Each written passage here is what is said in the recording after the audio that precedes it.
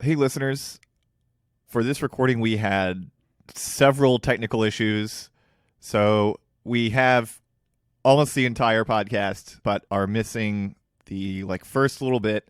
So I'm going to skip the intro. And Una was present for the conversation, but was not able to record themselves. And the program that we use to record everyone normally just crapped out on us. So we have my audio and Alex's audio and Evan's audio, but we will probably have to do some cuts to account for Una's audio just disappearing into the ether. So anyway, enjoy.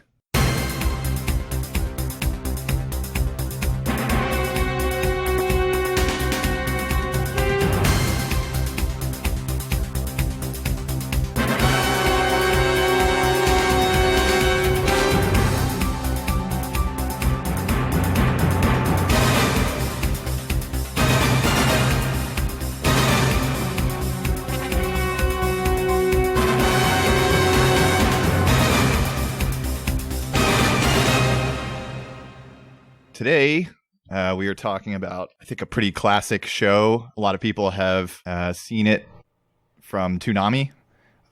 Show with giant robots and a Batman-like aesthetic. It's The Big O. Do any of you have previous experience with The Big O? Did you watch it on Toonami at all? I rewatched most of it for this, and that was, I watched it on Big O in pieces, and then I watched the whole thing through, I don't know, 7-8 years ago or something when I was in college. So, yeah, I've seen it 1.5, 2 times. Mm-hmm. I'm not extremely well versed with anime, but I like some of the bigger hits. You know, I caught a lot of stuff on Toonami, Adult Swim, Cowboy Bebop and Trigun, and a little bit of Inuyasha. But this is just one of the other ones that was in the background, on the list that I saw the name of, but I never actually watched it. The Big O doesn't sound exactly enticing, so I never actually turned it on. But I'm really happy you invited me to do this episode because I fucking loved it. Nice. Yeah, I think it was also on at 12:30, so you had to really stay up late to watch it. I definitely missed a bunch of episodes by falling asleep before it came on. I instantly liked the animation a lot, but when the opening scene of the first episode, when the camera is following Roger Smith's car, and then it pans up to show a skyscraper just falling over, leaning against another skyscraper, I was like, okay, this show rules. I love it already. I really enjoyed it the first time I watched it, but rewatching a bunch of it this past week, I liked it a lot more than I ever have. Same, yeah. I don't know. Something about it really clicked with me this time. Yeah, I think there's more themes than I noticed the first time that I watched it, because I was probably 16 or 17 when it came on originally, so I would not have noticed that kind of thing. But I do remember liking the Schwarzwald character the first time I watched it, but I like him even more now. He fucking rules. He kicks ass. He's the Joker. He is the Joker. He's the Joker wearing Harley Quinn's outfit. I love how much is going on in this show. I only watched about 3 episodes of it, but it's got so many I don't know. I say this lovingly, but it's stealing from so many different things. Yeah, and that's what's great about Cowboy Bebop too. Yeah, well, Cowboy Bebop came before this, is that correct? They came out in the same year, actually. But it didn't come to the US until 2 years after it came out in Japan. Okay, it's the same voice actor yes. for the dub as Spike. Spike has the same. I recognized it instantly. That's another great Roger thing about Smith it. Is voiced by it's Steve Bloom, same actor, and then also his former commanding officer has the exact same facial hair as Jet. That weird ass mutton chop Spike thing. But yeah, it's obviously it's obviously taking from Blade Runner with the android love interest, but also the focus on memories.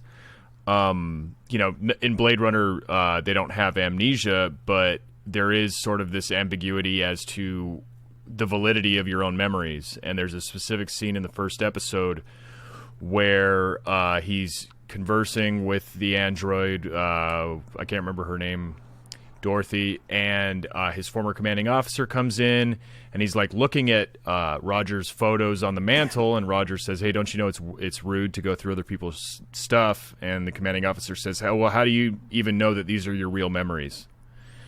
And that reminds me of one of my favorite scenes in Blade Runner when, like, Deckard is kind of questioning whether his own memories are a lie, because Rachel has been shown to have false memories implanted and even, like, false photographs that she thinks are, you know, of her past.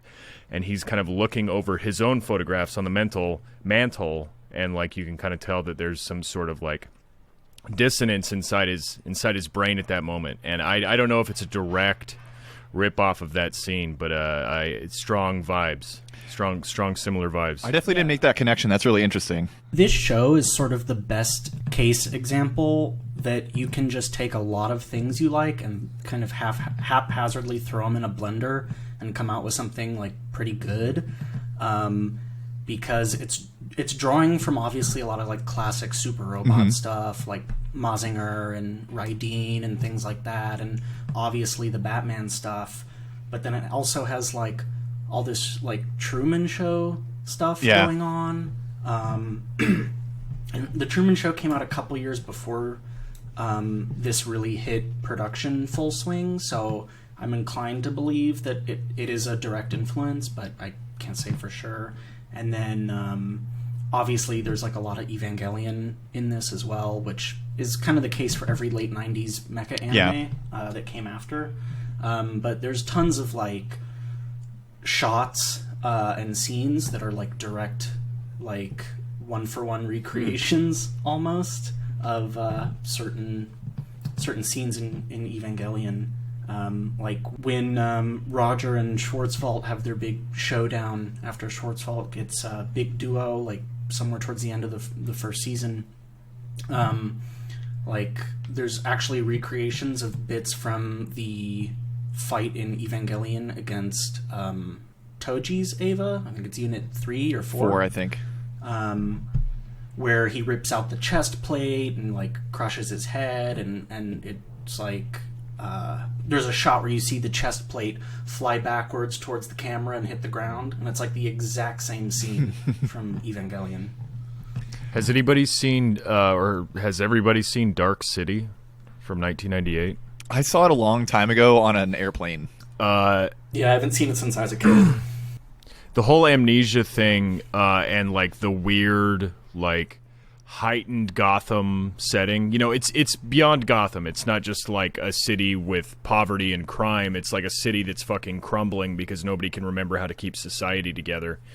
And they have domes for rich people to like protect them from climate change, basically. Yeah, but they don't know it or something.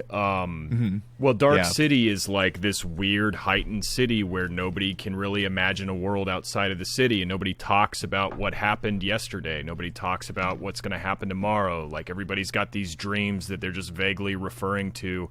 You know, one day I'm going to go to Myrtle Beach or whatever, and he actually like. One of the guys wakes up from this like hypnosis that is all over the city and kind of discovers that it's just being controlled by these weird aliens with like master race of aliens with telekinetic and telepathic powers that are just like controlling the city. I was strongly reminiscent of that for me, which came out in 1998. So. The year before. This is kind of an aside, but as someone who lives on the East Coast, it's kind of funny to like dream of going to Myrtle Beach. To me, maybe it was Pismo Beach. I don't remember what beaches you guys have. Okay, they're not real beaches anyway. That would probably be a much better beach. I took a bunch of notes while I was watching it the last few days, and well, before I get into that, real quick. Can we have a shout out for how good Art Deco inspired mech design is? Like, yeah, this really needs to be a thing. I think the Big O is probably one of the best looking mech designs. It's Art Deco and Popeye. I think. Like, I think he looks exactly like Popeye, including his like the piston punch thing. It's just like if Popeye ate a bunch of spinach and like his arm, you know, his muscle like swelled up and like went towards his fist. But yeah, something that's like continually because I knew kind of the arc of the show, having seen it before and how it ends and everything. I paid a lot of attention to the themes of like acting and stage production and things like that. Rewatching it, and it's really interesting because the show kind of seems to be making this case for simulation and reality being kind of interchangeable. The finale, or either the premiere of the second season, when there's the kind of the dream sequence where Roger is walking through pre-apocalypse Manhattan, and he's sort of like lost his identity, and he's trying to figure out like whose memories are these, like what is this place, and the conclusion he sort of comes to, and is almost the conclusion that the show reaches at the end after things reset, is like, if you are playing a role, whether that's dictated by like the circumstances of your life or one that's like being directly prescribed to you, it sort of doesn't really matter, and he kind of just chooses to embrace the role, which, you know, I mean, he's a rich asshole with like a big robot and a butler, so that makes sense. But there's like an interesting tension where it's like, I don't really need, the thing he comes to is like, I don't really care what happened in the past because like I'm living in the present and the future. It's weird though. He's a rich asshole, but also possibly like a mass-produced clone, which is something that it shows in like several memories. That like in the finale of the second season, they show like literally a production line making Roger Smiths. But then also, he's in a photo with Gordon Rosewater, the founder of Paradigm City, shaking his hand. So it's not clear. Like, I don't know. I read this. I'm kind of skipping ahead in the notes a little bit, but I read this article right before I went on here, and they were talking about the finale, and a lot of people were very pissed about the finale, because it does do the whole like they're in a simulation thing. But this article is saying like they kind of, it seems like the authors are like piling up mysteries that don't intend to like come to a firm conclusion about anything. But so it says to arrive at an answer would strip the world of its wonder, to force one possible conclusion, to deny ourselves of the inexplicable but self-affirming ability to stand in the rain without an umbrella, as Roger put it. So something on that is I was reading a little bit about the show while it was airing, because I remember reading that the second season was in part financed by Toonami at the time because it was a bigger hit internationally. And I'd read that they had actually been in discussion to extend the series by an entire 26-episode run that would be written by the head series writer, Konaka, who's also the writer on like Lane and Technolize and a few other things. So I'm not sure if they knew by the end of the second season that they weren't getting that extension, or if he had sort of written himself into this weird place and then the second half of the show might have been dealing with the world after the reset. But I'm interested. It's a little bit of a Twin Peaks scenario where the second season was kind of mandated that they solve all the mysteries, and then it ends up getting canceled because people don't like when that happens.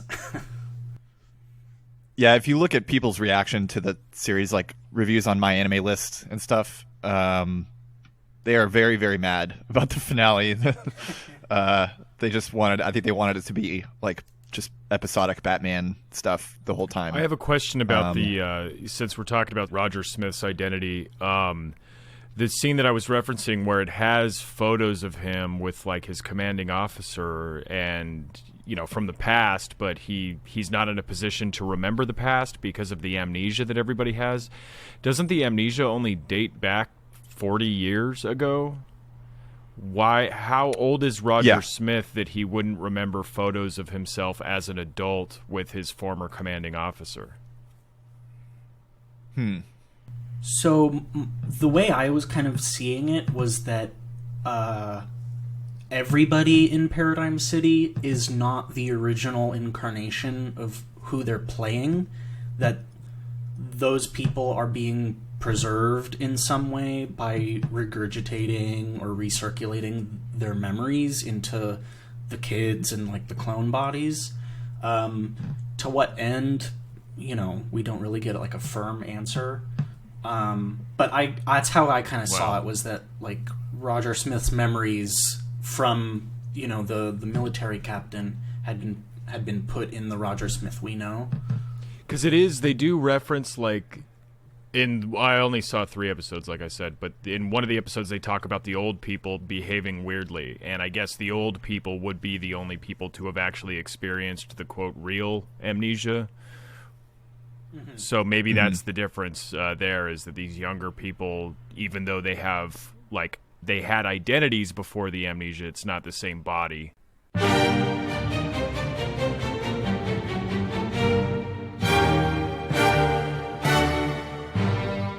Yeah, I haven't watched enough of it to know whether or not they're forgetting things that happened a year ago or 2 years ago or whatever.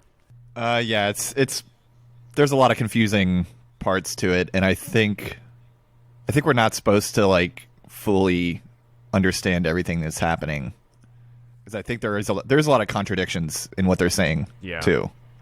Well, I mean, this show was kind of, it started off as a toy commercial, right? It's a Bandai thing, right?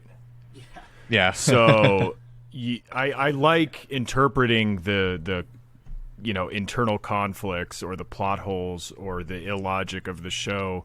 I like interpreting it as, it's mysterious. I think that's right. The best and most fun way to interpret it, rather than nobody actually was invested in like producing art or anything like that. If the show is about amnesia and questioning your identity or whatever, then like the illogic of the show itself seems to fit.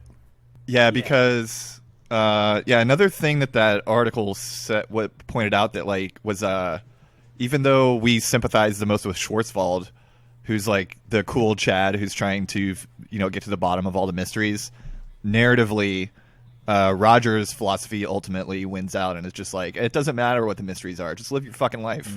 Yeah. So the head writer Kanaka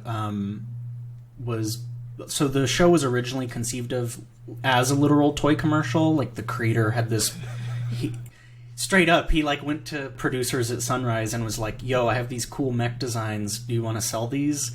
And then they were like, "Sure, let's find someone to write a show." And Kanaka is, aside from the anime and tokusatsu work he's done, he's also like a Cthulhu mythos writer. Oh wow! Which, on one hand, has troubling implications, but on the other hand, I think does speak to the sense that he's interested in writing mysteries that don't necessarily have clear answers. He kind of just likes that uncomfortable weirdness. There's that uncomfortable weirdness is also present in just the theme song, or maybe aimlessness or lack of effort that works in the end, which is the lyrics. I listened to the theme song the 3 times I watched the episode, and I was looking up the lyrics because he's obviously singing in English. He's a Japanese singer, but he's singing in English. So I was like, what is he saying? I'm pretty sure I heard him say cast in the shape of God, or cast by the grace of God, or whatever, which is, as close as I can remember to the prompt message that comes on to the Big O whenever Roger Smith logs in. Yeah, it's cast in the name of God, ye not guilty. Yeah, so the lyrics are cast in the name of God, and then the next thing the Japanese singer says in English is, I don't care. And the actual translation is ye not guilty, and it has all this technical lyricism, but the singer in English just says, I don't care, yeah. That rules. Yeah, it's great. Yeah, the theme song threw me off when I was watching it this go-around, because they cut it out completely of the Toonami run. The show just started with no theme song, and to me the mood of the song is very, very different from the mood of the show. Yeah. It's the verse part almost sounds like a thinner, more garage rock version of "Thump" by Presidents of the United States of America, or "Lump." Sorry, it's just like ba-da, ba-da, ba-da. Oh, then, yeah. yeah, and then when the chorus comes in, it's like such a weird like drum beat. It feels like a song that like all four members of the band wrote their parts separately and just laid them over each other. It's very weird. Did anyone find the pacing in the first season kind of weird? Like, there's a lot of episodes, especially the like Case of the Week ones, where things just kind of happen, and like you can sort of intuit how you got from point A to point C, but there's very clearly no point B.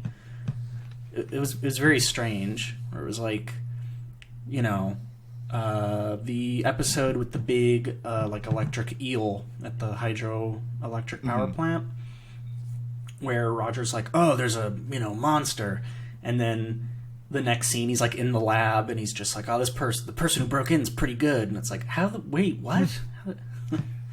How the fuck did you that get in episode there? in particular, I did notice that there is some continuity issues.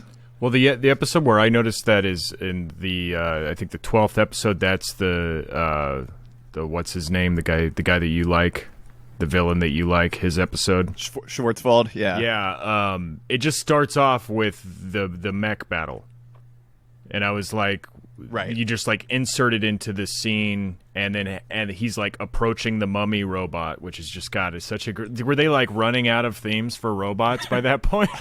They're like, we've done a plant, we've done an eel, we've done a lobster with tentacles. We'll do a mummy one. It'll be a We've done a werewolf next Frankenstein. week. Big O's kind of well, Frankenstein. Schwarzwald's like covered in bandages, so he's Yeah. like, I gotta look the part, right? Gotta cover my mech in bandages. I wonder too. how long it took him to wrap his mech in bandages. And then when he's fighting the mummy, and then all of a sudden the mummy's hand, like it's covered in bandages. The bandages unwrap over the hand, and there's just a propeller that's like a saw blade. I was like, how is this a mummy? I don't understand what is going on. But then later it's revealed that it's We don't remember. It was 40 years ago. Alex, you obviously have never studied the process of mummification in ancient Egypt. They always put a propeller on their hand so that they could make it through, the river of death. and then Roger Smith just calls him. He's like, "You're just some dumb mummy." I'm like, hell yeah! Like, not only are you like using the design of a mummy, you're also just acknowledging that it's a big robot mummy. I love the scene where Schwarzwald decides to host like an Eyes Wide Shut party in the dome, and then It's not He's like just, Eyes like, Wide Shut type stuff. showing Yeah. Roger, he's like, look, this is the decadence of the city you're protecting, and like it's basically just like some guy drinking a martini and some woman just like dancing, like it's very tame and normal and like not a big deal.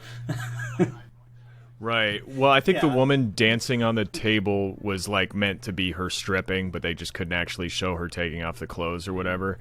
But there are they like being poisoned or like spiked because they're drunk and they're like laughing and falling over each other, but they're also like drooling maniacally and their eyes are bulging. Seemed like, I don't know, he had spiked them with even like more rich oppressor juice or something. And then how he gets them. This was one of the most Batman things to me, was all the masks. What do you call them? The masquerade masks that they're all wearing. They just light a fire and like blast the people's faces off, and they're like screaming while their faces are on fire. And I was like, that's hardcore. But it reminded me strongly of like something a Batman villain would do, the Riddler. Everybody who has the thing on their TV now, they're like giving up their memories. Everybody at the party, at the Joker's party is getting gassed. Yeah, or when he litters the city with his like pamphlet, where it's basically like, you're all idiots. I'm the only cool guy in town. Get fucked. Like he's not disseminating any information. He's just bragging on that pamphlet. Oh yeah, I tried to transcribe the pamphlet. I think I have it somewhere in the notes, but it was very difficult to read because it was like in the water. Oh, there actually is a good line from that episode. I think this was from the pamphlet I have written in my notes. It's, imagination and memory are but one thing, which for diverse considerations hath diverse names. It's like an interesting idea of looking at the way people are being propagandized to with the memory, like almost commodification that's happening in Paradigm City. Yeah, you just wake up and suddenly find yourself in the middle of a mech battle. And you're like, okay, yeah. I guess we're doing this now.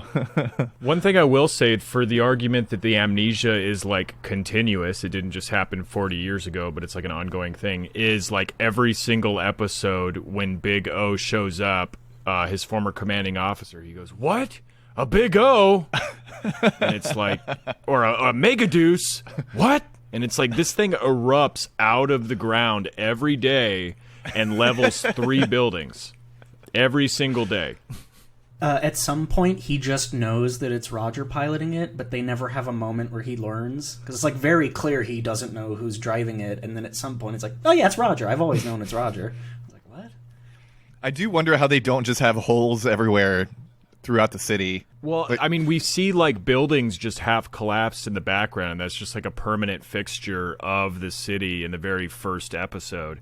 And that's one thing that I loved about the setting and the tone of it. So, yeah, I mean, because there's so many domes, like it seems like there's a bunch of different Manhattans. Like there's one under each dome. And so, yeah, maybe like very different domes are just more obliterated than others. Has anyone seen Synecdoche, New York? The Charlie Kaufman film with Philip Seymour Hoffman? Not yet. I have not. I've been meaning to see that for 10 years. It's really good. It builds a lot on the ideas in Truman Show, and Big O actually kind of reminded me of it almost more than Truman Show. The basic idea is Philip Seymour Hoffman's like a theater director, and he decides to do like an immersive theater project where he recreates a city block of Manhattan in like an airport hangar. And then it sort of just keeps growing and growing out of control until there's basically a second simulated world in this like warehouse on the docks. The domes kind of reminded me of that. Yeah, it sounds like a fascinating premise because it's like his obsession with detail or his obsession with like recreating reality, just like you said, spirals out of control. So let's see. I have a bunch of notes for like analysis type stuff. This is another show where like I intended to watch it and just turn my brain off and just talk about how cool it was to have giant robot fights and stuff. But yeah, as we've been talking about, there's a lot of interesting things to think about in it. One of the things I have here that I thought was really interesting was I think this is from the very first episode where Roger is trying to negotiate with the kidnappers for Dorothy, and he says, "This piece looks expensive." It's worth more than $100,000. Okay, for the sake of argument, let's say that someone wants to buy this, and you agree to sell it. You quote them the amount you just mentioned. Now then, when the prospective buyer gladly, eagerly agrees to the price, what goes through your mind? Darn, I should have asked for more. Be honest, isn't that what you'd think? You see, it's no different with kidnappers. As long as you keep giving in to their demands, they'll hang on to him indefinitely if they choose. What am I to do? Haggle. You haggle and haggle, making the kidnappers think your son isn't worth that much to you. That way you give yourself an edge. just yeah, like I think that's part of his like his affect is that of like a cool, aloof guy, you know, who doesn't have really many, if any, personal connections. And it's, I think, he's meant to be cast as like this, you know, stoic loner, you know, a la Rick Deckard or a la Batman. But it comes off as he's just an asshole. Like, I like assholes in film, you know, anti-heroes or whatever. Like, they can be endearing, they can be cocky, they can be jerks, and I would still like them. But Steve Rogers is like fairly contemptible in my mind, because like the class analysis that I had about especially episode 11, which I don't know if we were going to go into in detail, but that was probably my favorite episode. It's the one with the busker who gets the plant seed or whatever. There's just a lot of weird class politics in this, and they're walking by the busker,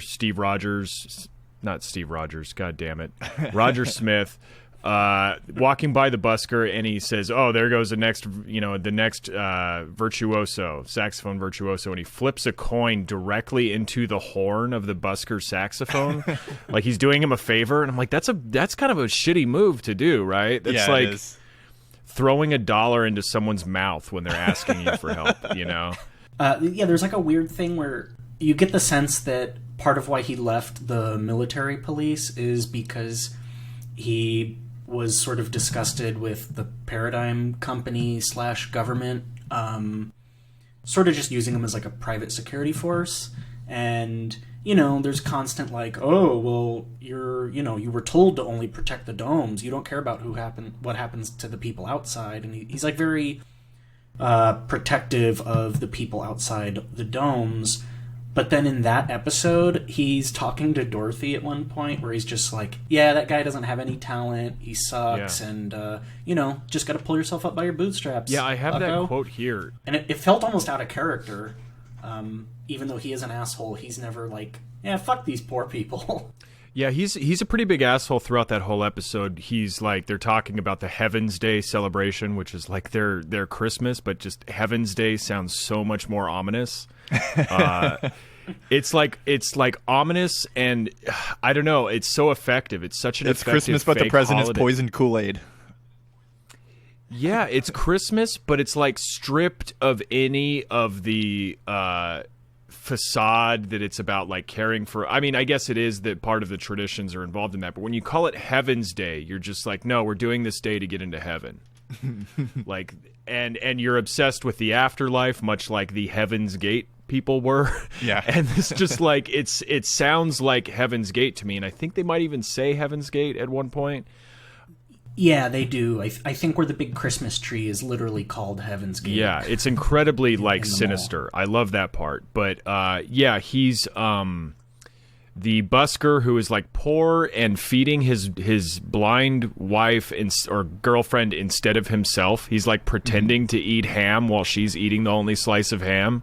It's like a really endearing scene. Roger Smith meets up with him to investigate this like act of terrorism that's possibly going to happen.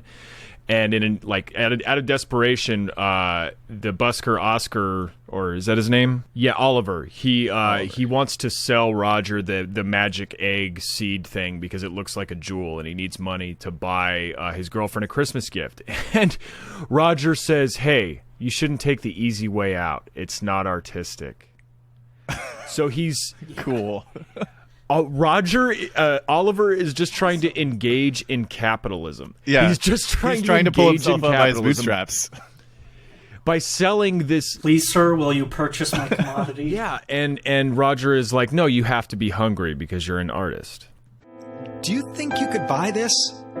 It's real nice and pretty, don't you think? You really shouldn't take the easy way out. It's not artistic. Like, that's just the way it works. But also, Roger doesn't think he has any talent. Yes. He's like, he's never going to make it, so, like, he can starve. The quote is, he says after this, he says, Dorothy, do you think that Oliver has any talent? If you mean his saxophone, then no. The youth. You must use your pent-up energy to brave your way through the harshness of reality. What's that? It's Roger Smith's rule. Number 2. I'm like, you fucking rat bastard. Inside of your mansion, telling this dude who is starving to feed his girlfriend, who has a real job. He's not just a busker. He has a real job. Yeah. He's like a trash guy. He's a sanitation worker, which if this is an analog for Gotham, which is an analog for New York City, Oliver should be part of a very powerful union and make a decent wage. That's part of what they lost in the Amnesia. Yeah, they forgot what bargaining power was. Oh my god, the Amnesia is neoliberalism. I love, like, Roger's like, I forgot how I got all my money. You know, you forgot how to organize collectively and wield your working class force against the employer. But hey, I also forgot how I got all this money. So, you know, I probably earned it. Yeah, he literally, like, walks into his house, which used to be a bank, and his butler is like, oh, hey, I'm your butler. Here's all this money. There's a giant robot downstairs. Let's fucking get it, dude. And he's like, damn, I guess this is mine. Yeah, there was some cool... It's like, so I just watched Joker last night, and if Joker is the Batman universe explored through the eyes of, like, the underclass or the, like, agitated class, this TV show seems like the Joker universe explained through the upper class. Because the extreme inequality and egomania of the upper class in Joker, which is just a completely heightened reality where everybody is like a hair's breadth away from beating the shit out of Joker for being poor. This is that same dynamic, but just expressed through the lens of Roger, who is part of the ruling class, and it's like softened only slightly. It's like glossed over only slightly, but all the egomania, all the wealth inequality is still there.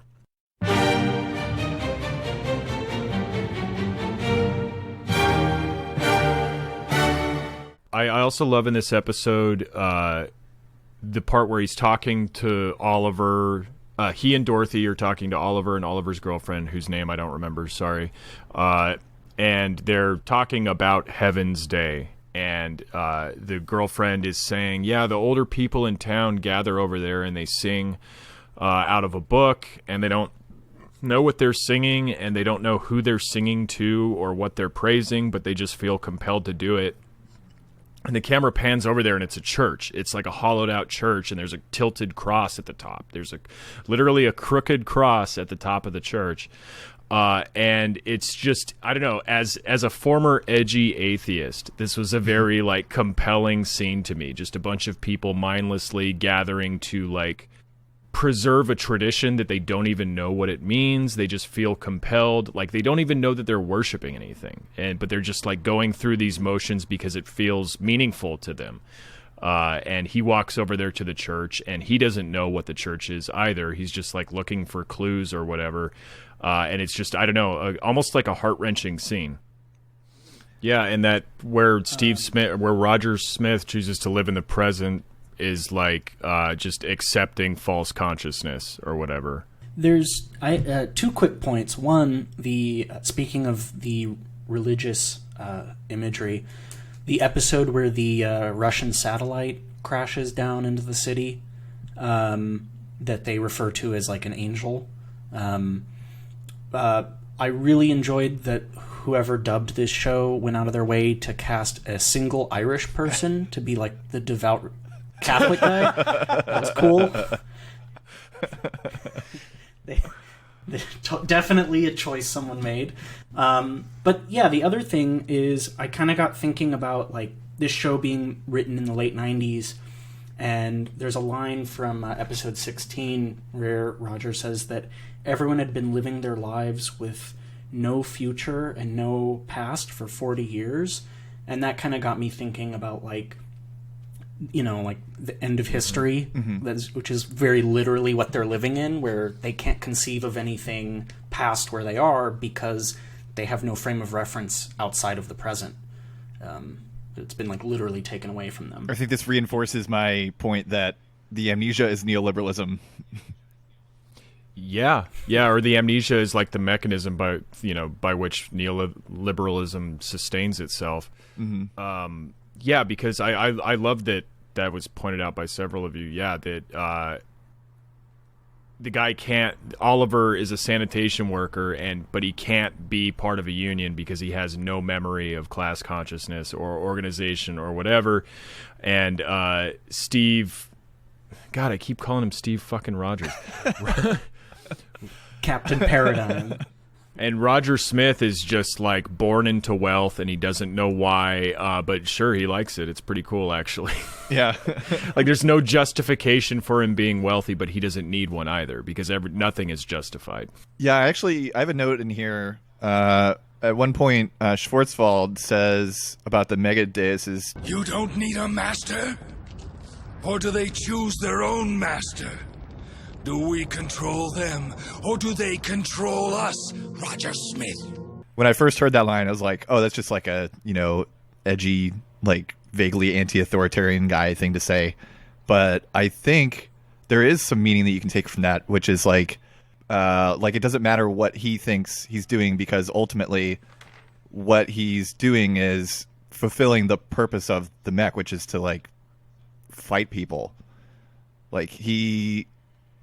And it's his class position that kind of determines what he actually does. It's not really his free will. And his whole thing is, no, I have free will. Like, I get to choose what I want to do. But it's not like he could use the giant robot to like rebuild the city to help poor people.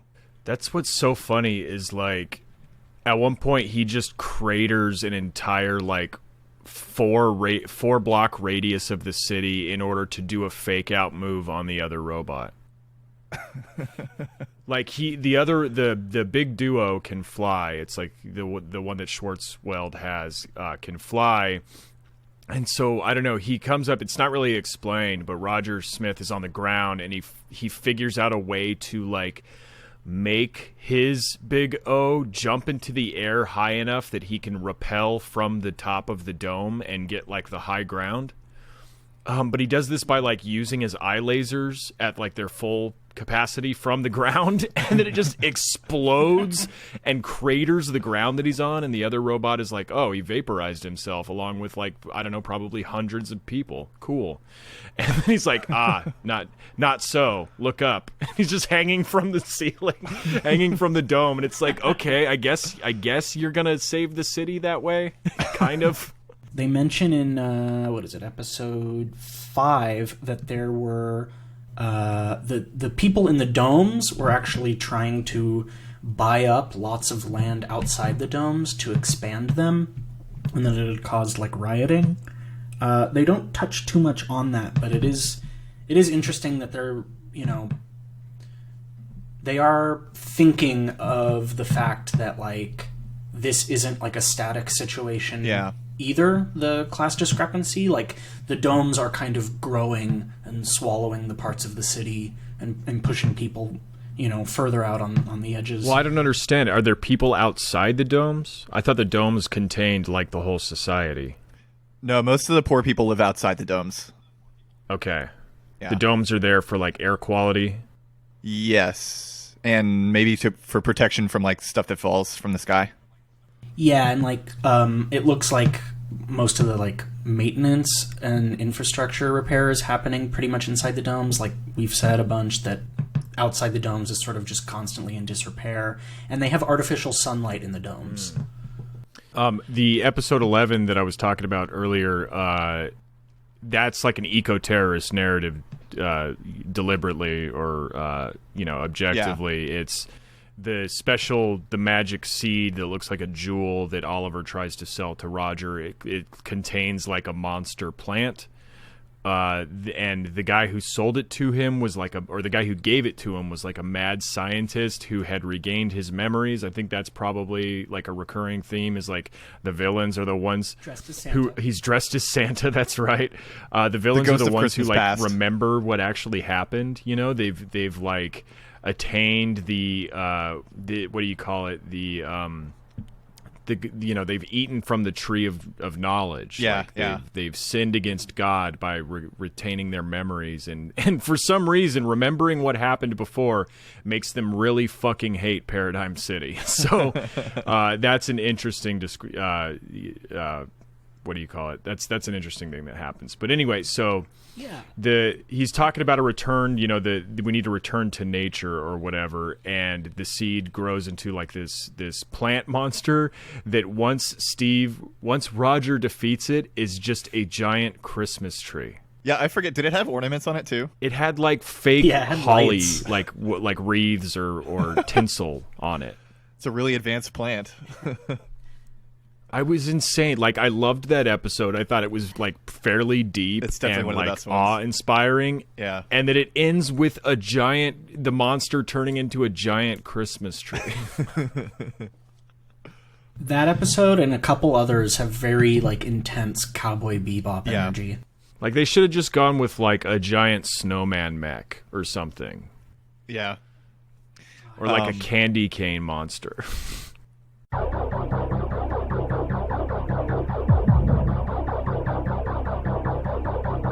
going to make a reference to a show that I talk about probably a little too much on this podcast, but the remembering things before everyone got amnesia and going crazy makes me think of Dr. Stone, where the main villain, Tsukasa, is kind of like an Anprim type, and he realizes that like in the future that they're in, everyone is like petrified, and some people have woken up, and he thinks that they should not wake up anyone who was like a rich person in the past, because they will remember immediately, I used to own this land, you owe me rent, and they would recreate class society. And that, of course, makes him a villain. Yeah, it sounds reasonable. Can we talk about the gender politics very briefly? Yeah. So, you know, I only watched 3 of these episodes, but just the relationship between Roger and Dorothy was, like, really interesting, or just Dorothy's character in general. Episode 11 opens with her being sensitive about her weight, because she's an android who weighs like 300 pounds.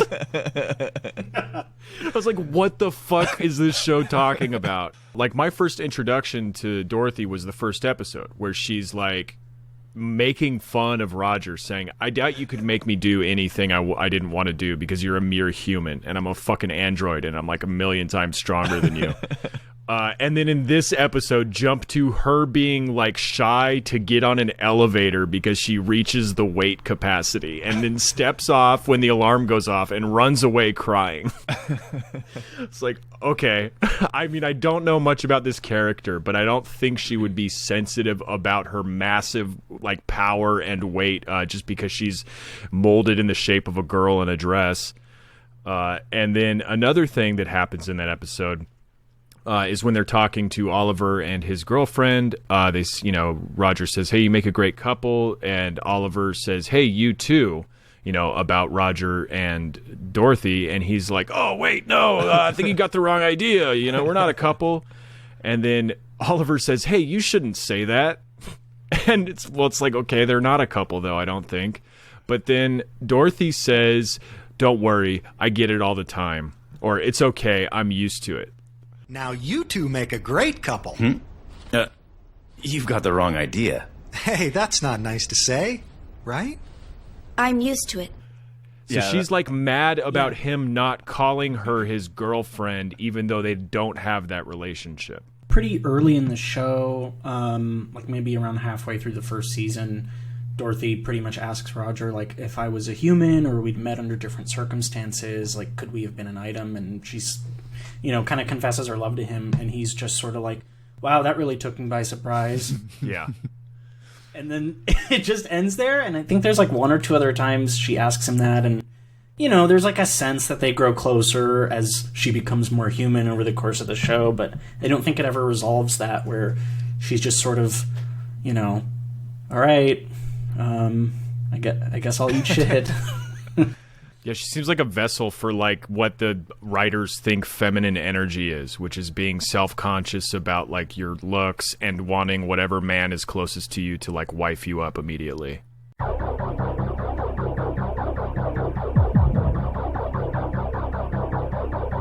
Through the series, they have this book, Metropolis, which I think that alone was interesting. I'm pretty sure it's supposed to be a reference to the movie Metropolis, because it has this very similar font for the title.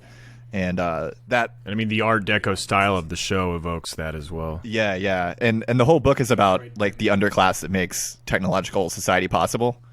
But in the show, it's supposed to be the history of Paradigm City. And we see multiple different authors for the book, like throughout the show. And also at one point, Gordon Rosewater, who's like supposed to be the founder of the city and also like a senile old man, says like everything in that book is a lie.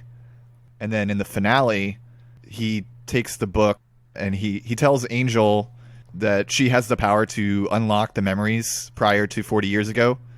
And then she like grows wings and they fly into like this like simulation type thing. It's like a big like 3D grid. And he holds the book up and he calls on the true author of the book to fill the pages with memories. And then like the very last scene, we see the book again and it says Metropolis by, instead of Gordon Rosewater, I think was supposed to be the original author. This time it's Angel Rosewater. Yeah. And then you see Angel sitting in front of a bunch of monitors and she's like watching everything in Paradigm City, and she like a single tear falls down her face and then she like resets everything. And I think there's like a poster for the Big O on the wall behind her. Is that right? I don't remember that, but Roger and Dorothy are in the room with her as well. I forgot about that. Yeah. So that predates Matrix Revolutions and Matrix, Reloaded or whatever. Yeah. Actually, yeah. Wait. That's crazy. Wait, did it come out I in wonder 2004? how influenced the Wachowskis were by that, because, I mean, she's obviously like doing the same thing that the architect is in that scene, and then by resets everything, do you mean that she resets the memories or what? Like she goes into this Megadeus called Big Venus, and everything sort of disappears, and then you just see like this big empty 3D grid, and then it cuts to like the very first scene from episode 1, but like slightly different. Wow. I mean, that's the Matrix. That's what happens. The architect the chosen one is meant to reset the Matrix. Very interesting. Yeah, in the final scene, it's like Roger driving his car down the street, doing his typical opening narration of like Paradigm City, City with Amnesia, but he doesn't have the Big O watch anymore. Damn, and I think the final book of the Dark Tower series comes after this too. So very interesting. Very interesting. Imagine. So they were all ripping off Big O. Yeah, no, that's crazy, because I started this conversation by saying that Big O was just ripping off all these other things, and I mean, shit, maybe one of the biggest like franchises of our age, The Matrix, ripped off the Big O. Let's see. I have some notes about episode 13 that I wanted to talk about as well. So Gordon Rosewater, again, he's supposedly the founder of Paradigm City. He's shown in like an old photo, like a younger version of himself standing in front of the dome, shaking hands with someone, who we later find out is Roger. And in episode 13, the season 1 finale, he is talking to Roger. And he seems to be talking about tomatoes, but it's like a metaphorical conversation, because he is senile, but he does know a lot of what's going on. So he says, these tomatoes are reproduced synthetically with only the memories of the sweet, flavorful original. If we keep repeating this process, it will eventually become the real thing. So he's saying that like humans have the latent potential to become exactly the way they were before everyone lost their memories. And he later says you need to pick the right time to harvest. And the plot for this episode was like some people were like murdered and they found out that they were clones. So like I think he was saying that those clones were killed because they weren't right. Yeah, and the clones that were killed had the memories of I think it was Gordon Rosewater and a few of the other founding members of the Paradigm Corporation. Yeah, and they also they have some interesting stuff about like the free will versus determinism argument that they keep bringing up. So there's a character, Red Dorothy, who's like Dorothy but evil, and she says at one point, let's see, Roger asks her, why are you doing this or something? And she says, I was following orders. It was as natural a thing to do as opening an umbrella in the rain. And then near the conclusion of the episode, Roger says, "We have choices. Some people like to stand in the rain without an umbrella. That's what it means to live free." Which is, I don't know, kind of a weird conception of free will, I guess. Yeah. What do you guys think? I think it was really strange, that line from Roger, like him coming to that conclusion, because I think it's the episode after that where he sort of decides that the role he's playing is the life he wants. That he's sort of like, I don't really care if I am someone else or could be someone else. I'm happy to be who I am. And that got me thinking about this kind of tension it keeps coming to about like memory and identity and reality versus simulation, and like the synthetic tomatoes that become the real thing once they sort of, you know, take the place of the original by copying them. There's this interesting... Basically, the way I was seeing this show was that whenever somebody gets memories of the past, what they tend to do is build a weapon, right? That's like consistently what we see is these Dr. Hell-looking motherfuckers building these silly robots and stuff to cause havoc, and then Roger's role is basically to like shut that shit down. And it almost felt like what they could potentially be trying to do is like close Pandora's box in a way, where it's like, okay, the world is destroyed by these weapons of war we've created. What if we recreate the world without any knowledge of the technology that brought it to ruin? Could we kind of restart the world without the thing that led to its ruin in like the bedrock? And then you have this basically like all of the theater imagery and the, you know, people saying they're playing roles, that they're actors. There's a point where Roger says that he's an actor playing Roger Smith. And if memories are what makes a person's identity, and that imagination and memory are the same, or like who you conceive of yourself being is no different than who you actually are, there's not a distinction to be drawn, you can come to a conclusion that what it's saying is like, if your identity is being prescribed to you by the history that you're born into, and you could find a way to basically write a script, a different script for history and for people's identities to change the course of where things are going, is that not preferable given the circumstances of history as it stands, which is like this destructive thing? I don't know that it necessarily comes to a conclusion, but maybe it does if the choice that's made at the end of the series is to just reset everything without the robots, right? Yeah. Yeah, one thing I thought was really interesting was in episode 17, Schwarzwald is spreading, you know, communist leaflets. He's like dropping them everywhere, and the rich people are calling him an agitator, which is like, wow, they landed on the exact word that rich people used before they all lost their memories.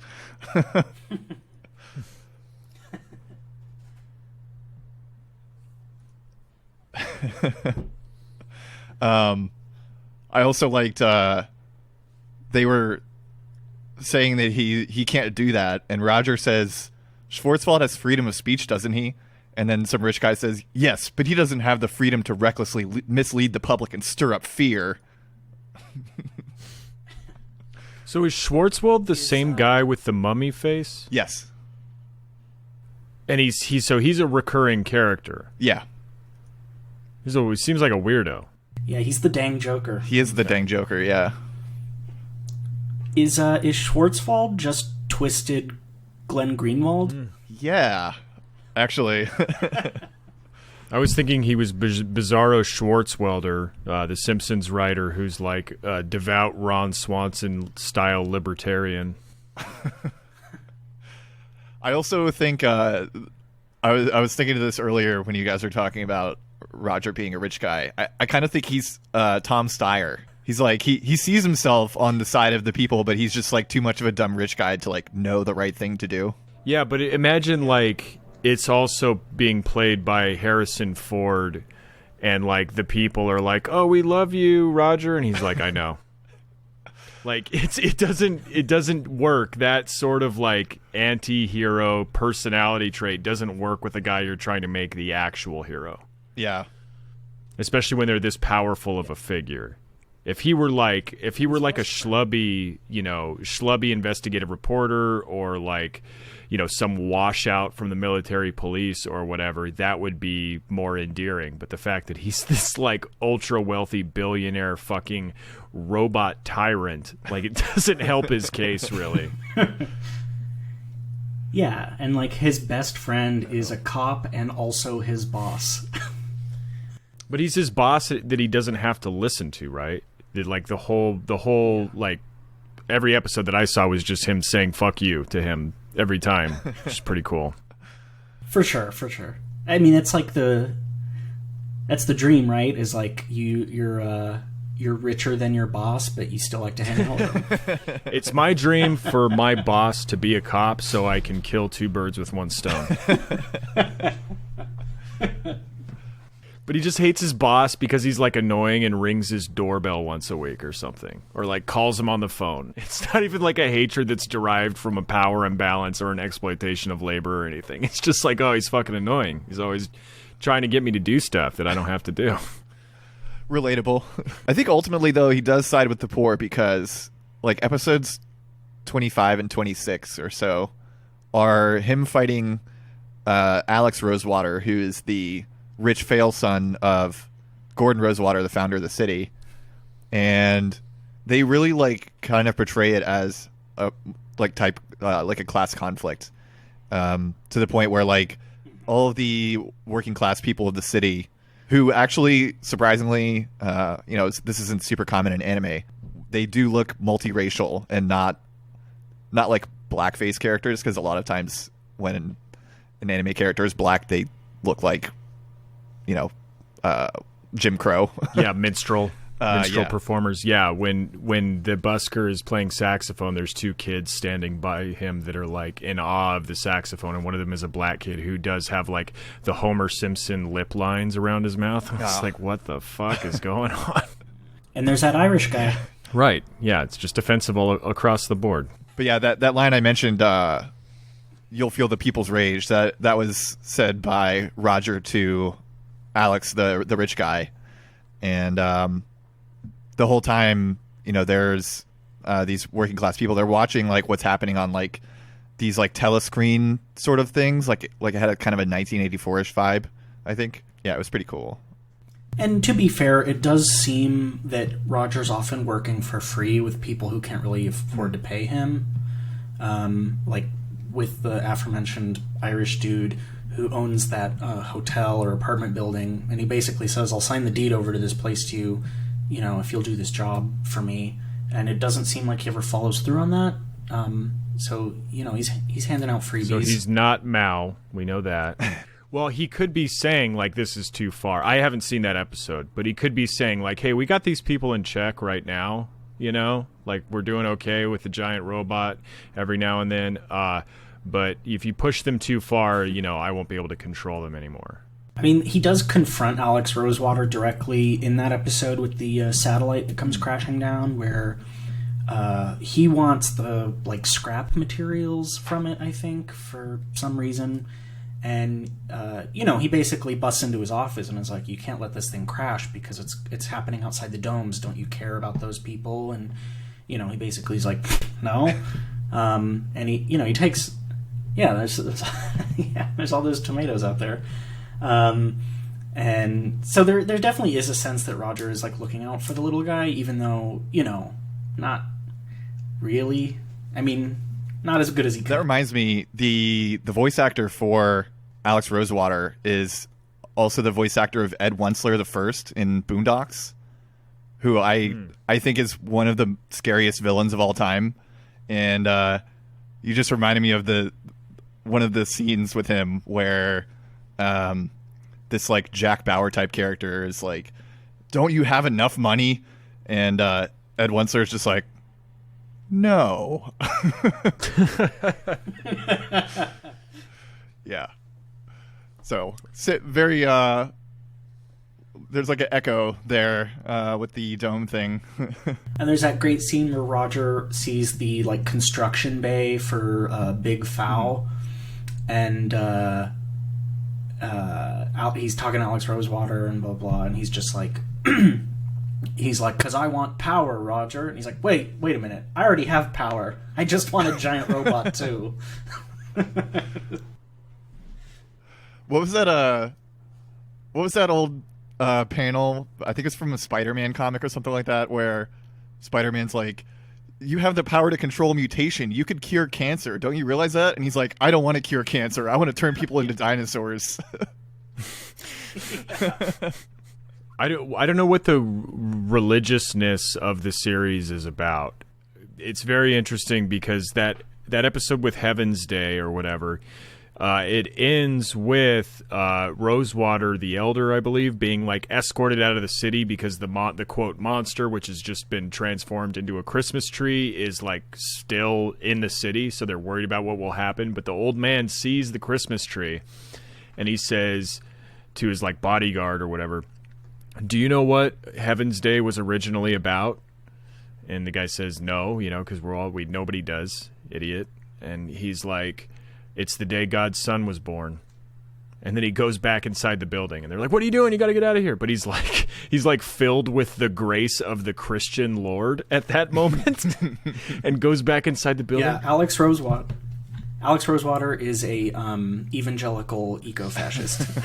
Yeah, one of the weirdest things about Japan is that for them, Christianity is like edgy. Well, it's like you could argue that the Heaven's Day thing is just, it creates like another facet of their culture in this TV show, and it's a good addition that way, and it like helps like round out the world and shape the world, and also like the way that it's a pastiche of Christmas, lends itself to the idea that everybody's just forgotten what the fuck we're doing, and this is, I don't know, it was called Heaven's Day and we used to celebrate it or whatever. That's cool. But then when one guy suddenly remembers that the Lord God's son was born on December 25th, it takes me out of it, but not necessarily in a bad way, just in it like, I don't know, strikes a very, very peculiar note in the series overall.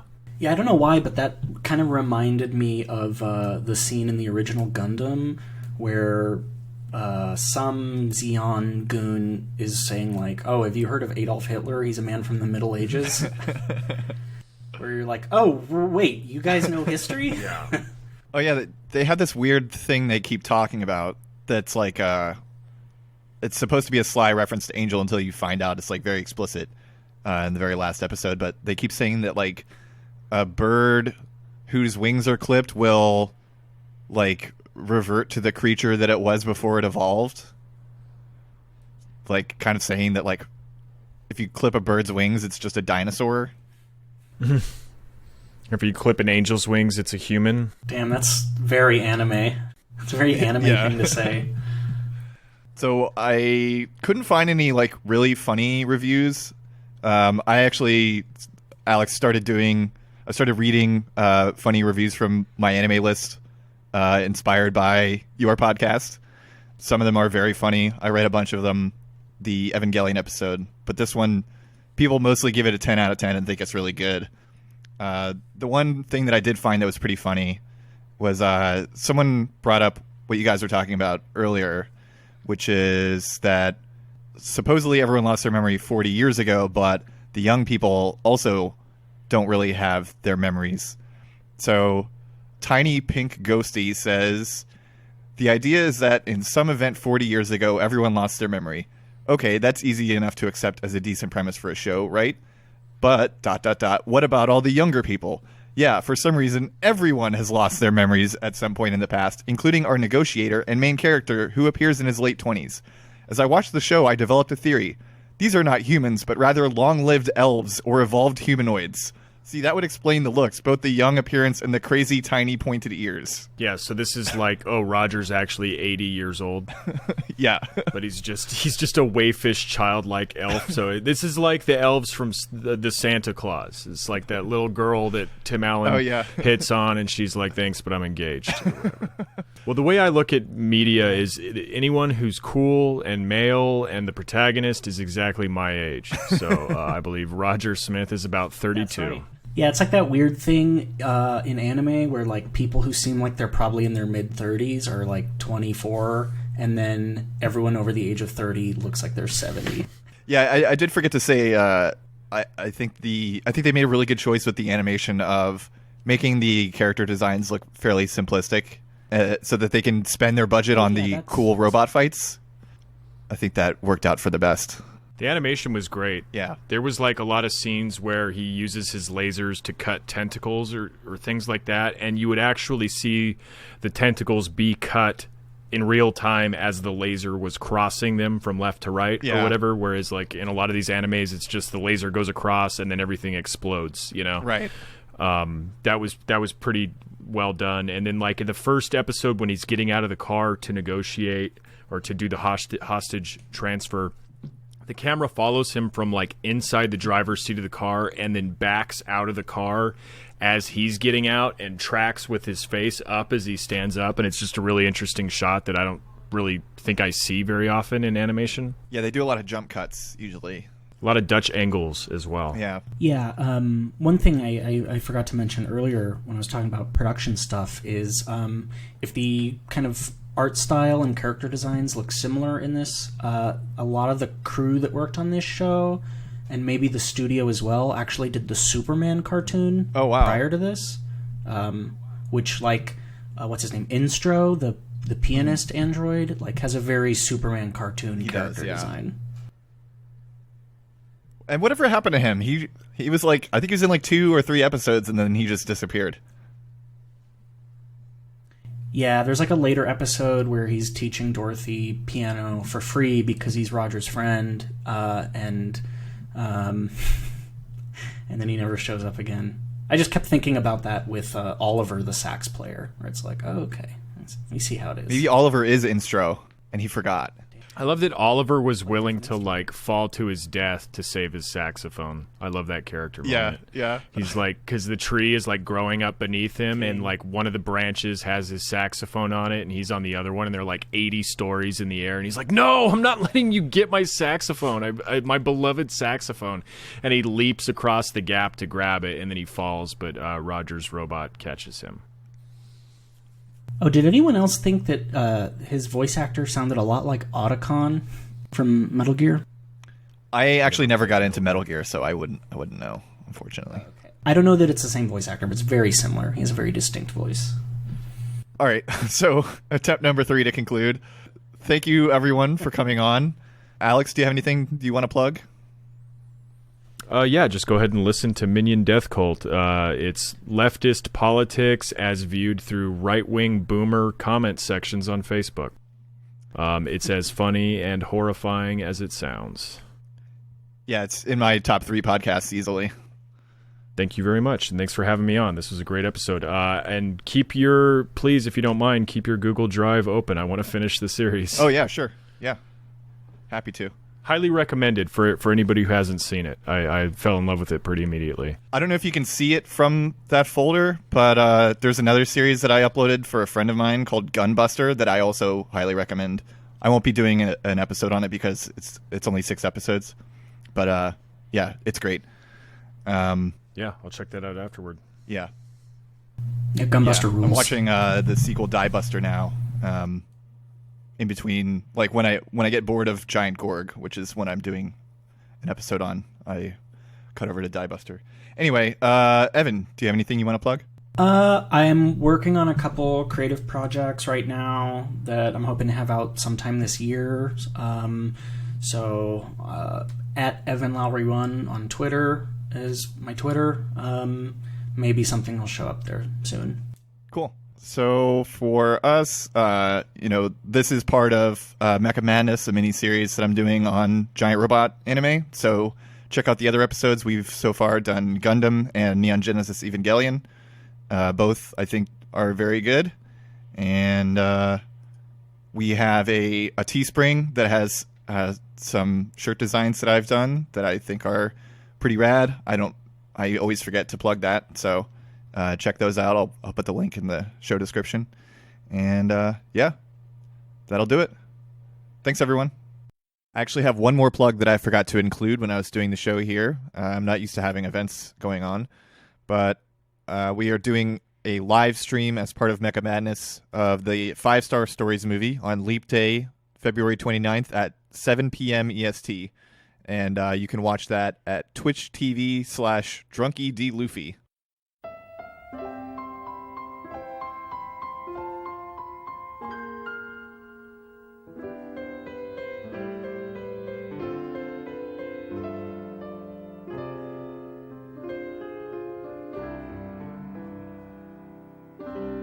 Sometimes I feel so all alone, finding myself calling your name. When we apart, so far away, hoping it's me that you're thinking of. Could it be true?